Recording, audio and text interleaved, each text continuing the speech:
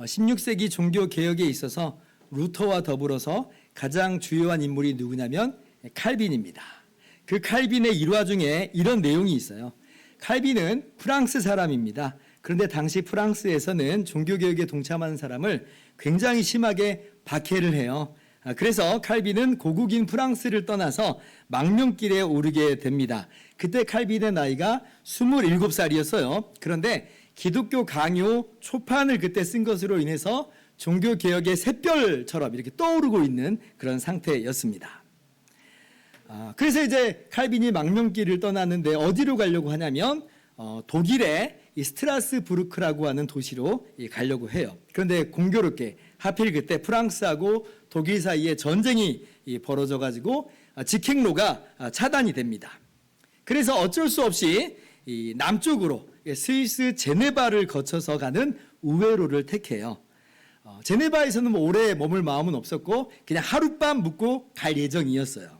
그런데 바로 그날 칼빈이 제네바에 왔다는 소식이 누구의 귀에 들어가냐면 제네바의 종교개혁자인 기욤 파렐이라고 하는 사람의 귀에 딱 들어갑니다. 당시 제네바시는요, 몇 년 전에 종교개혁에 동참하기로 그렇게 하였지만 그런데 이제 그건 정치적인 이유에서 로마 카톨릭과 결별을 하는 그런 주요한 이유였고요. 시민들은 뭐 여전히 성경을 잘 알지 못하는 그런 무지한 상태였습니다. 그 상황에서 파렐하고 동료들이 고군분투하면서 제네바를 성경적 그런 신앙으로, 바른 신앙으로 이끌려고 그렇게 애를 쓰고 있었던 거예요. 그런데 그 제네바에 칼빈이라고 하는 젊은 인재가 왔다고 하니 이 파렐이 그냥 보내주겠어요? 그냥 보내줄 리가 없는 거예요. 그래서 파렐이 어떻게 이걸 듣고 이 칼빈을 찾아옵니다. 그래서 설득을 해요. 같이 제네바에 남아서 이 종교개혁의 일을, 신앙으로 바로 세워주는 일을 하자라고 하는 거예요. 근데 뭐 칼빈은 제네바에 있을 마음이 단 1%도 없었으니까 먹히지 않아요. 그러니까 이 파렐이 거의 협박 수준으로 이 칼빈을 이렇게 압박을 줍니다. 너 그냥 가면 편하게 잘 지낼 수 있을 것 같아? 하나님이 가만 안 놔두실 거야. 막 이런 식으로 정말 굉장히 심하게 압박을 해요. 근데 그때 그게 마치 하나님의 부르심처럼 여겨졌대요. 하나님의 소리처럼 들렸다는 것입니다. 그래서 칼빈이 스트라스부르크로 가던 계획을 접고 이 제네바에서 사역을 하기로 해요. 자, 그러면 우리는 야, 기가 막힌 하나님의 인도하심이네 라고 하면서 이 제네바에서의 칼빈의 사역이 막 술술 잘 풀리고 제네바에서 왕성하게 종교개혁이 잘 이루어질 거라고 그렇게 생각이 들죠? 근데 전혀 그렇지 않아요. 전혀 그렇지 않아요. 칼빈이 정말 열심히 사역했습니다. 정말 훌륭한 그러한 주님의 일꾼이었기 때문에 또 젊었기 때문에 열의를 갖고 사역을 했어요.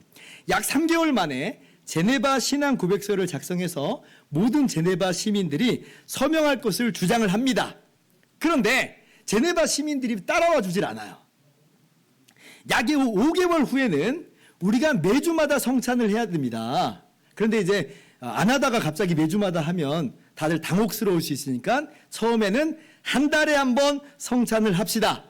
그리고 성찬에 합당하지 않은 사람에 대해서는 성탄에 참여하지 못하도록 그렇게 하는 권징이라고 하죠.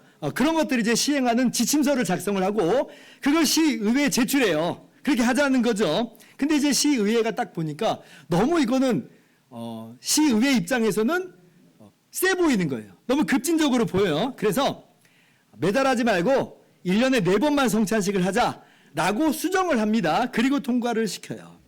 그러니까 칼빈의 개혁이 당시에 이제 급진적으로 여겨졌다는 것이고, 그리고 칼빈의 이런 이 개혁을 싫어했던 사람들이, 반감을 품은 사람들이 제네바에 많았어요. 그래서 아슬아슬하게 그렇게 사역을 합니다. 근데 칼빈은 뭐 정말 담대하게 사역을 했죠. 그런데 그 담대한 이 칼빈의 제네바 사역이 18개월 만에 끝나게 됩니다. 왜 끝나냐면 제네바시에서 칼빈을 추방을 시켜요. 기가 막히죠. 기가 막혀요. 우리가 알고 있기로는 칼빈 하면 야 정말 훌륭한 종교개혁의 인물이고 쓰임받은 인물인데 그 칼빈을 추방을 시키다니.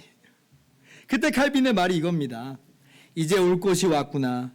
만일 우리가 사람을 섬겼다면 우리는 정말 잘못된 대우를 받은 것이지만 우리가 위대하신 하나님을 섬겼으므로 그분이 우리에게 보답해 주실 것이다. 그러니까 사실 그런 대우를 받을 만한 이유가 전혀 없는 것인데, 근데 이제 정말 그러한 이 대우를 받았다는 거예요. 그러나 하나님은 아시니 하나님께서 보답해 주실 것이다. 그리고 이제 추방당합니다.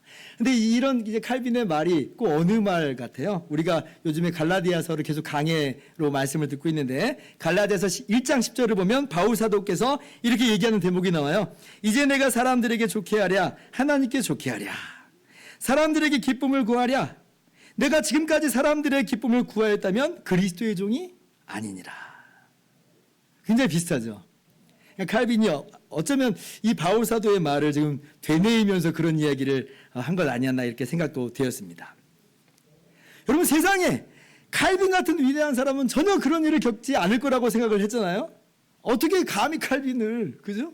그런데 전혀 그렇지 않았다는 거예요. 정말 열심히 위대하신 하나님을 섬기고 은혜로우신 그리스도의 복음을 전했는데도 돌아온 것은 추방이었다. 사실 그것도 칼빈이 원래 제네바에 있고 싶어서 있었던 것도 아닌데, 근데 돌아온 대접은 아주 형편없는 이러한 모습이었다라고 하는 거예요. 그런데 여러분, 이런 일들은 칼빈에게나 있는 아주 희귀한 그런 일이 아니었고, 오늘 본문에서 볼 수 있는 바 사도 바울 역시도 비슷한 상황 가운데 있었음을 우리가 발견하게 됩니다. 자, 오늘 본문 16절을 보세요. 그런즉 내가 너희에게 참된 말을 함으로 원수가 되었느냐. 바울 사도가 그렇게 이야기해요. 갈라디아 교인들에게. 참된 말을 함으로 라고 하는 것을 좀 더 분명하게 직역을 하자면 진리를 말함으로요. 진리를 말함으로. 진리를 말함으로 원수가 되었다는 것이에요. 그러니까 바울도 지금 갈라디아 교회 성도들에게 거절을 지금 당했다는 거예요. 진리를 말했다는 것으로. 이게 어떤 상황인지 한번 추측을 해보자면요. 자, 바울 사도께서 지금 갈라디아 지역에 1차 전도 여행 중에 갈라디아 지역을 방문해서 복음을 전했고, 그래서 갈라디아 지역에 교회가 세워졌습니다. 그리고 전도 여행 중에 있으니까 바울 사도는 또 다른 곳으로 가서 복음을 전했고, 거기에 또 교회를 세워나가고 있는 중이었어요. 그런데 그 사이에, 바울이 없는 그 사이에 이 갈라디아 교회에 율법주의 기독교가 침투해 들어온 거예요. 그러면서 그들이 갈라디아 교인들을 미혹을 합니다. 그런데 이 율법주의 기독교에 따르면 바울은 아주 잘못된 사람이에요. 바울은 진리를 왜곡한 사람이고 위험인물로서 간주가 됩니다. 그러면 율법주의 기독교에 넘어간 갈라디아 교인들은 이제 바울을 어떤 시각으로 보게 됐다는 거예요? 율법주의 기독교로 넘어가 버렸으니까 그들의 시각을 따라서 바울을 원수같이 여긴 거예요. 이야, 한바탕면 바울 따라갔다가는 우리가 다 망할 뻔했어. 아니, 바울이 전한 복음을 통해서 예수님 믿어놓고 이제는 바울 따라갔다가는 우리가 다 망할 뻔했어 라고 바울을 원수처럼 대한다는 거예요. 바울이 진리를 말하는 것 때문에. 어쩌면 거기에서 추가해서요, 바울 사도께서 이 상황을 알고서 아마 이런저런 루트로 갈라디아 교인들을 이 바른 신앙으로 세우려고 했겠죠. 그런데 그러한 바울의 여러 시도들과 노력들에 대해서 갈라디아 교인들이 굉장히 반감을 품었다는 이야기예요. 내가 너희에게 진리를 말함으로 너희의 원수가 되었다. 바울 사도의 마음이 어떨까요? 바울 사도의 마음이 굉장히 아팠을 것 같아요. 왜냐하면 바울 사도께서 갈라디아 교회를 위해서 얼마나 많이 수고를 했는데요. 갈라디아 교회를 위해서 한 수고가 얼마나 정말 눈물겨운데요. 자, 19절 보세요. 다시 너희를 위하여 해산하는 수고를 한다 그러죠. 자, 여기서 다시라고 하는 이 단어 속에서 우리가 뭘 알 수가 있어요? 전에도 어떻게 했다는 거예요? 전에도 해산하는 수고를 했다는 거예요. 우리 여성분들은 해산하는 수고가 어떤 수고인지 알아요. 좀 너무 힘든 그런 순간 아니에요? 10달 동안 애 뱃속에 품어야지. 그리고 정말 그 아이를 또 낳는 그 해산의 고통은요, 남자들은 몰라. 그런데 바울 사도께서 지금 그 해산의 수고로 갈라디아 교회가 세워진 겁니다. 그런데 지금 뭐예요? 바울이 했던 그동안의 모든 해산의 수고들이 물거품이 되는 것 같은 그런 순간이에요. 마음이 안 아플래 안 아플 수가 없는 거예요. 게다가 더 마음이 아려운 것이 있어요. 왜 바울의 마음이 더 아려오는가 할 때 처음에는 갈라디아 교인들이 안 그랬거든요. 한마디로 왜 그래? 우리 그런 사이 아니었잖아. 라고 하는 감정이 바울 사도 안에 지금 북받쳐 올라왔을 것이에요. 처음부터 갈라디아 교인들이, 갈라디아 지역 사람들이 속만 썩인 사람들이었다면 그나마 좀 덜했을 거예요. 얘네들은 원래 이런 애들이었어. 아마 그랬을 수 있잖아요. 그럼 마음이 좀 덜 아파요. 그런데 처음에는 안 그랬다는 거예요. 전혀 그렇지 않았어요. 15절 말씀 보세요. 같이 한번 읽어봅시다. 시작. 너희의 복이 지금 어디 있느냐? 내가 너희에게 증언하노니 너희가 할 수만 있었더라면 너희의 눈이라도 빼어 나에게 주었으리라. 너희의 눈이라도 빼어 나에게 주었으리라. 와우! 세상에 갈라디아 교회 성도들이 바울 사도를 얼마나 애정했는지를 이 말씀 속에서 우리가 너무나 잘 알게 되죠. 눈을 빼주기까지 하겠다는 거예요. 할 수만 있다면. 제가 물어보진 않겠습니다. 뭐 저를 위해서 눈을 빼줄 수 있는 사람, 저를 위해서 예를 들면 간이식을 해줄 수 있는 사람 손 들어보세요. 이렇게 물어보진 않을게요. 굉장히 부담스러울 수 있으니까. 쉽지 않죠. 쉽지 않은 일이 이게. 근데 갈라디아 교회는 뭐라는 거예요? 여기 그럴 사람들이었다는 거예요. 그러니까 바울도 갈라디아 교회 성도들 해산의 수고를 할 정도로 사랑하고, 갈라디아 교회 성도들도 바울을 정말 이렇게 끔찍이 사랑하고, 얼마나 아름다운 관계예요? 근데 지금은 어떻게 됐다고요? 원수가 됐다. 원래 우리 그런 사이 아니었잖아. 마음이 아픕니다. 흥미로운 건 그렇다고 해서 전에 바울 사도와 갈라디아 지역 이 민들과의 첫 만남이 무슨 상견례 하듯이 아주 멋진 격식 다 갖춘 상태의 흠없는 조건에서의 만남이었던 것도 전혀 아니에요. 그래서 내가 너의 진면목을 그때 몰랐어. 이런 게 아니라는 거예요. 특히 바울 쪽에서 그랬습니다. 13절 보세요. 자, 내가 처음에 육체의 약함으로 말미암아 너희에게 복음을 전한 것을 너희가 아는 바라. 육체의 약함으로 말미암아라고 하는 그런 표현이 나옵니다. 이것도 의미를 더 분명하게 직역을 해보면 육체의 연약함 때문에, 육체의 연약함을 통하여예요. 아니 그러면 어떻게 육체의 연약함 때문에 복음을 전했다라고 하는 말인가 좀 의아하죠. 뭐 우리가 여기에 대해서 구체적으로 다 파악할 수는 없겠지만 역시 추측을 해볼 수는 있습니다.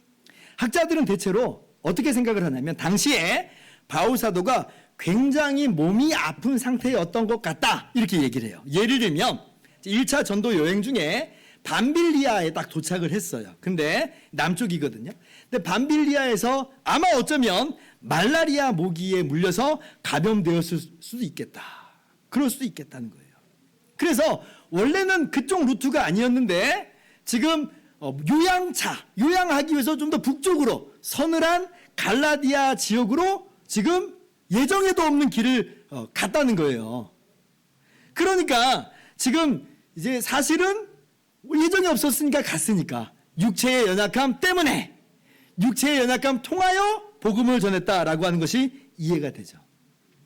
근데 이제 바울 사도가 기력을 좀 보하려고 올라갔다고 하더라도 바울 사도는 어디서든지 복음을 전하기를 주저하지 않는 사람이었잖아요. 그래서 예기치 않은 곳이지만 거기서도 갈라디아에서도 복음을 전했고, 그리고 거기서도 사람들이 예수님을 믿게 됐고, 그래서 교회가 세워진 거예요.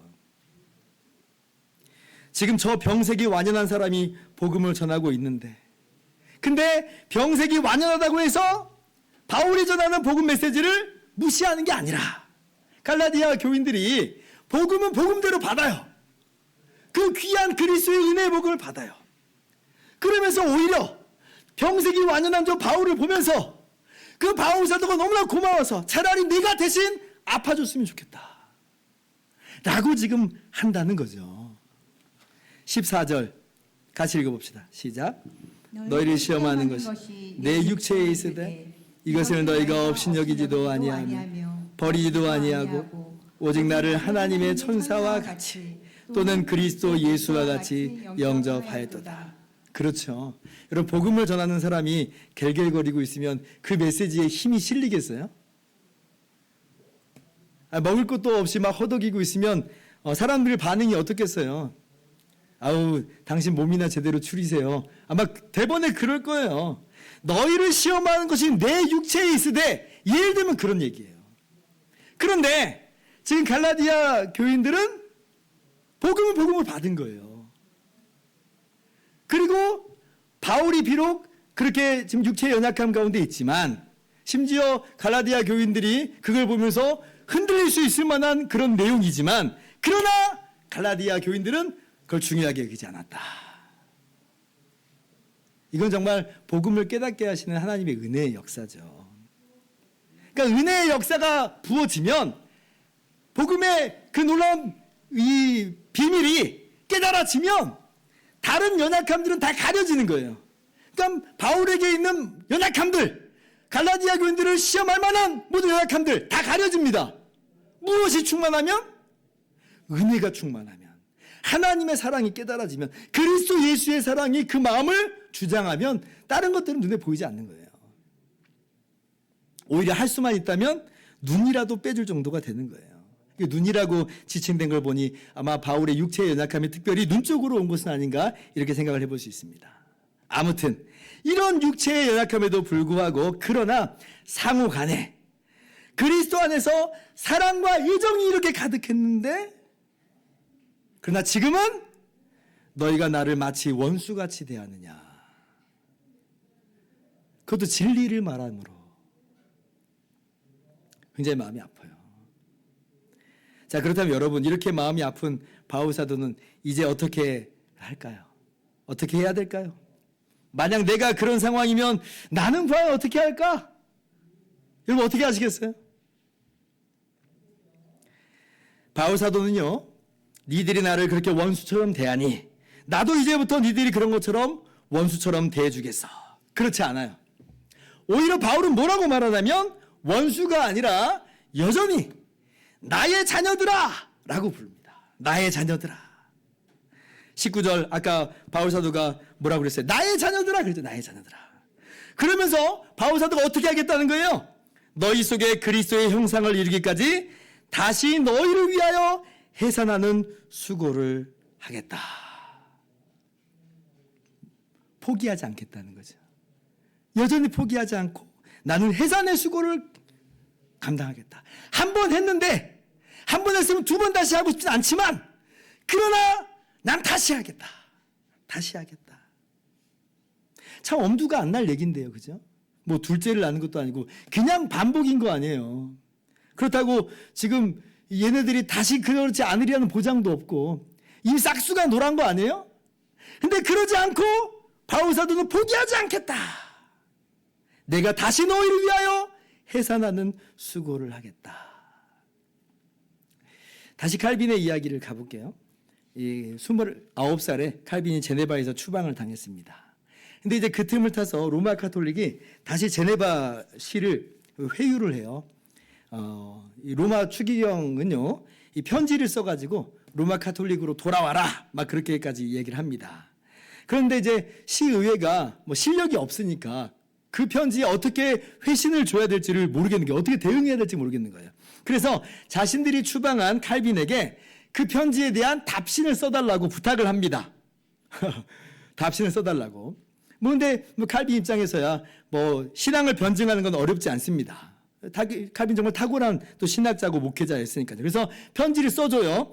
그러니까 그 로마 가톨릭 추기경이 거기에 대해서 반박을 못해요. 그 정도로 잘 써준 거예요. 그러니까 제네바시가 안 그래도 지금 막 이런저런 혼란이 제네바시에 많은데 칼빈을 다시 제네바시로 청빙하기로 합니다. 다시 모시기로 결정을 하는 거예요. 근데 그건 제네바시 이야기고 칼빈은 가고 싶겠어요? 안 가고 싶겠어요? 여러분은 어떻게 하시겠어요? 칼빈은요, 가고 싶은 마음이 전혀 없었습니다. 왜냐하면 이 스트라스부르크에 3년의 시간 동안 결혼을 했어요. 정말 행복한 그런 시간을 보내고 있었고 사역도 잘하고 있었습니다. 그런데 제네바에서는 어떻어요? 너무 힘들었거든요. 칼빈의 말이에요. 칼빈이 어느 정도까지 표현을 하냐면, 지옥과 같은 곳으로 돌아가야 하는가. 이렇게까지 이야기해요. 제네바에서의 사역이 지옥 같은 그런 어려움과 수고가 있었다는 거예요. 내가 하루에도 수천 번씩 죽어야 하는 그런 십자가보다는 100번 죽는 다른 길을 택하고 싶다. 제네바에서의 모습은 마치 수천 번 죽는 것 같은 그런 십자가의 고난을 시간 들였다는 거예요. 칼빈은 정말 가기 싫은 거예요. 너무너무 힘들었다는 거예요. 그러면 과연 어떻게 할 것인가? 우리라면 어떻게 할 것인가? 결국 칼빈은 그 요청을 수락을 합니다. 요청을 수락해요. 다시 사지로 끌려가는 그런 기분이었겠지만 그러나 제네바로 돌아갑니다. 아니 안 가면 안 갔지 왜 가는가? 뭐 우리는 그럴 수 있어요. 그죠? 근데 그때 칼빈의 고백이 이거예요. 주님께 내 심장을 드리나이다. 단순히 제네바 시만 보고 간 게 아니고요. 누구를 바라보면서 갔냐면 주님을 바라보면서 간 거예요. 나를 사랑하시는 주님. 내가 사랑하는 그 주님을 바라보면서 주님께 내 심장을 드리나이다. 주님의 사랑이 나를 강권하심이 나를 사랑하는 주님께 내 심장을 드립니다. 그러면서 내가 다시 해산하는 수고와 고통을 겪는 그 길을 가겠다는 것이에요. 나의 주인이신 주님께서 가라 하시니 나는 갑니다. 다시 해산하는 수고를 하겠습니다. 그래서 제네바로 돌아온 것이고 죽을 때까지 제네바에서 사역을 합니다. 물론 이제 돌아와서는 예전보다 상황이 많이 좋아졌지만 그래도 우여곡절들이 굉장히 많았고요. 그러나 마침내 제네바에서의 사역은 큰 열매로 나타나고요. 그래서 제네바가 이를테면 이 종교개혁의 중심지가 됩니다. 수많은 종교개혁자들이 배출이 되고 이 종교개혁이 견고하게 되고 또 확산되는 데 있어서 지대한 공헌을 이제 하게 되는 것이에요. 이 제네바에 복귀한 칼빈에 대해서 재미있는 이야기가 하나 있는데요. 이 제네바 사람들이 칼빈이 복귀한 다음에 첫 설교를 하는데 이런 예상을 했대요. 자기를 쫓아내고 추방을 했으니까 막 설교 시간에 책망을 할 거라고 생각했대요. 한마디로 때리는 설교를 할 줄 알았대요. 그런데 칼빈은 어떤 설교를 했냐면 쫓겨날 때 마지막으로 강해했던 그 말씀 그 다음 내용부터 이어서 갔대요. 3년 만에 돌아와서 설교를 하는데 예를 들면 마태복음 10장까지 딱 설교를 해왔는데 돌아와서는 마태복음 11장부터 강해를 했다는 거예요. 참 너무 기가 막히죠. 이 칼빈의 마음은 오직 한 가지예요. 그리스도의 형상을 이루기까지 나는 수고하리라. 어떤 사람 대 사람으로서의 감정으로서가 아니라 주님을 닮아가는 그러한 이 교회가 될 수 있도록 나는 수고하리라. 해산하는 수고를 한다는 것이에요. 그러니까 사도 바울의 모습을 이 칼빈의 모습에서도 우리가 잘 발견할 수 있는 것이죠. 그리고 그 모습은 누구의 모습이 돼야겠어요? 우리의 모습이 돼야죠. 우리의 모습이. 자, 그렇다면 오늘 말씀을 어떻게 구체적으로 우리 가운데 적용할 수 있을까라고 할 때 두 가지로 적용을 해봤습니다. 첫 번째, 갈라디아 성도들의 초기 모습에서 우리가 본받을 만한 점인데요. 뭐냐면 우리는 오직 복음에만 집중하고 우리를 향하신 예수 그리스도의 은혜와 사랑에 집중해야 된다는 거예요. 다른 것에 신경과 주의를 기울이지 말고 오직 복음에 집중하고 주님의 사랑에 집중하자. 다른 모든 것들은 주변적인 것에 불과하기 때문에 그게 핵심이 아니거든요. 갈라디아 교회 성도들이 그랬죠. 그들을 시험할 만한 것이 바울 사도에게 있었다 그래요. 그러나 그것에 좌우되지 않았다? 좌우되지 않았다 그랬잖아요. 좌우되지 않았다. 그게 중요하지 않았으니까요. 복음이 중요했으니까요. 그리스도의 은혜와 사랑이 중요했으니까요. 우리는요, 한번 다른 것에, 주변적인 것에 관심과 주의를 주게 되면요, 그 다음부터는 온통 그쪽으로 우리의 신경이 다 쏠리기 마련입니다. 너무나 그렇게 쏠리기 쉬운 사람이에요. 그게 전혀 핵심이 아닌데도 불구하고 그냥 우리는 거기에 몰두해버려요. 그러면 안 되는데. 얼마 전에 후배 목사님 한 분이 놀러 온 적이 있습니다. 그러면서 저보고 딱 하는 말이 뭐냐면, 아니 형님 커튼을 왜 저렇게 달았어요? 이제 이렇게 이야기하는 거예요. 커튼 보이십니까? 저 위에 빛이 좀 새어 나오고 있죠? 제가 10년 동안 단 한 번도 의식하지 못했어요. 빛이 새어 나오는지 의식을 못하고 있었어요. 근데 이분은 이제 자기가 커튼집에 아르바이트를 옛날에 한 적이 있었대요. 그러니까 그게 눈에 딱 들어오더라는 거예요. 그러면서 하는 말이, 아니 커튼 떼가지고 조금만 핀 좀 조정하면 될 것을, 아니 성도님들 중에 자기 같은 사람들이 와가지고 좀 예배 드리다가 나중에는 저기에 신경 써서 예배를 못 드려요 형님, 막 이러는 거예요. 우스갯소리죠. 네. 근데 여러분 큰일 났습니다. 이제 여러분 다 아셨으니까 시선이 어디로 가요? 네, 커튼 위로 이제 가는 겁니다. 저도 그래서 그다음부터 저 시선이 약간 좀 커튼에 새어나오는 빛으로 조금씩 가더라고요. 여러분 근데 그거 극복해야 돼요. 극복해야 돼요. 물론 조정해 주면 더 깔끔하죠. 예, 뭐 우리 나중에 함께 합시다. 조정합시다. 근데 그게 과연 핵심이냐? 과연 핵심이냐? 정말 우리가 거기에 좌우될 정도냐? 좌우되어야 하느냐? 근데 갈라디아 교회 성도들은 어땠다는 거예요? 시험 받을 만한 것이 심지어는 있음에도 불구하고 바울이 아니라 바울이 전하는 복음에 집중하죠. 주님의 은혜와 사랑에 집중하는 거예요. 이 모습을 우리가 정말 본받아야 된다는 거예요. 우리가 정말 적용해야 될 점입니다. 사람과 사람이 서로 교제할 때도, 여러분의 소그룹 리더나 혹은 목사인 저를 바라볼 때도 그가 전하는 복음이 하나님의 진리의 말씀이 분명하다면 인간의 어떤 연약함을 바라볼 게 아니에요. 우리가 함께 나누는 복음에 집중해야죠. 그리스도의 은혜와 사랑에 집중해야 되는 것입니다. 오늘 그렇게 여러분이 적용하실 수 있기를 바랍니다. 둘째로 바울 사도의 모습 속에서 우리가 본받아야 될 점은 뭐냐면, 하나님의 일을 하는 것에 있어서 다시 해산하는 수고를 우리가 마다하지 말자라고 하는 거예요. 다시 해산하는 수고를 하자. 19절, 너희 속에 그리스도의 형상이 이루기까지 다시 너희를 위하여 해산하는 수고를 하노니. 사실 제가요, 우리 교회 10년 동안 목회를 하면서 자괴감에 빠진 적이 있습니다. 언제냐면 우리 교회 유초등부 사역을 할 때 제가 좀 자괴감에 빠졌어요. 뭐 아시는 분은 아시겠지만 우리 교회 유초등부가요, 제일 많이 나올 때는 30명까지 나온 적이 있습니다. 30명까지. 그리고 태반이 예수님을 믿지 않는 가정의 아이들이었어요. 뭐 성인들은 별로 없었으니까. 그래서 제가 예배 때마다 아이들에게 정말 목청 높여서 온 힘을 다해서 복음을 전했고, 예수 그리스도만이 우리의 구원자요 우리의 주님이시다 부르짖었습니다. 저는 그래서 아이들이 다 복음을 들었을 줄 생각했어요. 다 예수님을 확실히 믿고 절대 주님을 떠나지 않을 거라고 생각했어요. 그런데 학년이 올라갔는데 어느 날 한꺼번에 5명 6명이 훅 빠져요. 헉, 이건 뭐지? 걔네들만 혹시 그랬을지도 몰라. 다른 애들은 안 그러겠지. 근데 몇 달 뒤에 또 다른 학년에 5명 6명이 훅 빠져요. 우와, 이게 뭔가? 자괴감에 빠지더라고요. 멘붕? 이런 게 좀 오더라고요. 그동안 나는 뭐 한 건가? 내가 전한 복음은 뭔가? 아니, 우리 주일학교 선생님들 정말 옆에서 예배 드리고 있잖아요. 정말 뼈 빠지게 수고하고 있는데, 몇 년간을 애정을 쏟으면서 정말 돌보고 있는데, 근데 훅 사라지니, 야, 우리는 뭐 한 건가 도대체? 이런 자괴감이 막 빠지더라고요.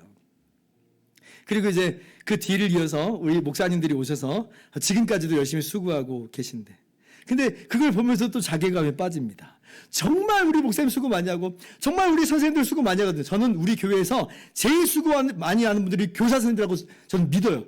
진짜 교사 선생님들 복 받으십시오.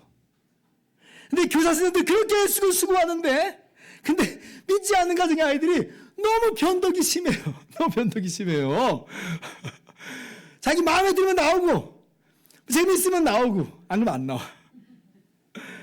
그러니까 제 안에 어떤 생각이 불쑥 드냐면, 자괴감이 막 들면서 이런 생각이 막, 이런 시험이 듭니다. 야, 이 시대에서는 믿지 않는 가정의 아이들 이거 안 되는 건가? 근데 제가 이 설교를 딱 준비했는데 여기 믿지 않는 가정의 아이가 나와 있어요. 우리 주일학교에서부터 잘 성장한 우리 청년이 휴가 나와서 앉아 있네요. 우리 저 뒤에도 우리 학생이 또 나와 있네요. 아, 주님 회개합니다. 네. 정말 이게 자괴감에 빠지니까, 야, 이제는 안 되는 건가? 옛날에는 됐지만 지금은 안 되는가? 이렇게 생각이 됐는데, 그런데 근데 그런 생각이 들다가도 문득 어느 쪽으로 생각이 미치냐면, 하나님이 나를 얼마나 사랑하시는가 이 생각이 들었어요. 하나님이 저를 보실 때는 어떨까? 해산의 수고로서 저를 낳으셨죠. 우리를 위해서 대신 십자가에서 죽으시고 피 흘리심으로 우리를 하나님의 자녀로 낳으셨어요. 그러면 우리는 그 구원받은 다음에 굉장히 훌륭한 사람으로서 삽니까? 물론 그렇게 살아야 되는데, 살고 싶은데, 근데 우리는 지난주도 엉망진창으로 살았던 존재예요. 그죠? 그러면 정말 포기할 법한데, 그냥 너는 안 되겠다, 싹수가 노래 라고 그럴 법한데, 그러나 주님께서는 그 엉망진창의 우리를 오늘도 찾아와 주고 만나 주셨어요. 오늘도 우리를 부르셨어요. 그래서 우리가 예배당에 앉아 있는 거잖아요. 끊임없는 사랑으로 우리를 품어주시니 주님이 나를 사랑하신 것처럼 나도 다시 해산의 수고를 하자. 나도 다시 해산의 수고를 하자. 하는 거예요. 영화 카운트라고 하는 그런 복싱 영화가 있습니다. 진성규 씨가 주연한 영화인데요. 영화 중에 이런 명대사가 있어요. 복싱은 다운됐다고 끝이 아니다. 다시 일어나라고 카운트를 10초나 주거든. 카운트를 10초나 주거든. 주님께서 부르시기 전까지 그게 10초의 카운트예요. 다시 일어나서 다시 해보라는 거죠. 지금은 포기할 때가 아니야. 지금은 기회가 주어진 거야. 다시 해. 그런 마음으로 우리가 하는 거예요. 다시 해산의 수고를 감당하자. 하나님의 일을 하는 데 있어서 사람을 상대함과 그리고 사역을 이룸에 있어서 기꺼이 다시 해산의 수고를 하자. 이것이 오늘 말씀이 우리에게 주시는 귀한 적용점이에요. 주님을 사랑함으로, 형제와 자매를 사랑함으로 우리가 그 일을 감당합시다. 10초의 카운트가 남아있으니 포기할 때가 아니라 회복의 기회가 주어져 있으므로 다시 할 때예요. 우리가 2024년 정말 많이 수고했습니다. 많은 열매를 얻었을 수 있지만 때로는 열매가 전혀 없는 것처럼 보일 수 있어요. 다 때려치고 그냥 하지 말까? 이런 마음이 불쑥 올라올 수 있어요. 그러나 뭐 하자고요? 다시 해산의 수고를 하자. 우리가 그리스도의 형상을 이루는 일은 결코 잘못된 길을 가는 게 아닙니다. 열매가 없다 할지라도 그리스도의 형상을 이루는 그 일은 제대로 가고 있는 거예요. 제대로 가면 다시 해산의 수고를 해야죠. 그것이 주님께서 오늘 우리에게 기대하시는 모습입니다. 주님의 사랑을 기억하면서 나갑시다. 우리가 아까 찬양했던 대로 아골골짝 빈들이를 할지라도, 소돔 같은 거리를 할지라도, 부름받은 몸이니 우리가 그리스도의 형상을 이루기까지 다시 해산의 수고를 감당할 수 있기를 바랍니다. 그렇게 귀한 사명 감당할 때에 하나님께서 우리를 통해서 놀라운 일을 이루시고 무엇보다도 하나님이 우리를 기뻐하실 줄을 믿습니다. 기도하겠습니다.